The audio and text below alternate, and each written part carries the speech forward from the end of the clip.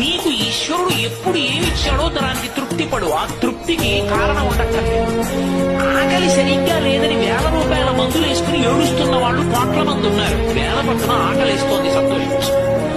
దాహం వేస్తే మంచినీళ్లు లోపలికి వెళ్ళాక మధ్యలో కన్నం పెట్టి గొట్టం పెడితే ముక్కులోంచి పోసుకుంటున్న వాళ్ళు ఉన్నారు. గుటుక్కు నీళ్లు తాగితే లోపలికి ఎడుతున్నాయి, సంతోషించు. రాత్రి తిని పడుకుంటే పొద్దుడికి కడుపులో పోట్లు వచ్చి జీర్ణం అవ్వక ఏడుస్తున్న వాళ్ళు 1,00,000 మంది ఉన్నారు. తిన్నది గుండ్రాయి అయినా సరే తెల్లారేపటికి జీర్ణం అయిపోతోంది, సంతోషించు. పడుకుంటే నిద్ర పట్టక చారుడు మాత్రలు వేసుకుని పడుకుంటున్న వాళ్ళు ఉన్నారు. తలగడా మీద చెయ్యెట్టుకుని ఇలా పడుకుంటే నిద్ర పడుతోంది. పుస్తకం ఉంటే తప్ప మాట్లాడలేని వాళ్ళు ఉన్నారు. వేదికెక్కి కూర్చుని మాట్లాడటం మొదలు పెడితే గంగా ప్రవాహంలో వస్తుంది, సంతోషించు ఈశ్వరుడి కారుణ్యానికి. కొంతమంది కూర్చోలేని వాళ్ళు ఉన్నారు, కూర్చుంటున్నావు. నడవలేని వాళ్ళు ఉన్నారు, నడుస్తున్నావు. చూడలేని వాళ్ళు ఉన్నారు, చూస్తున్నావు. వినలేని వాళ్ళు ఉన్నారు, వింటున్నావు.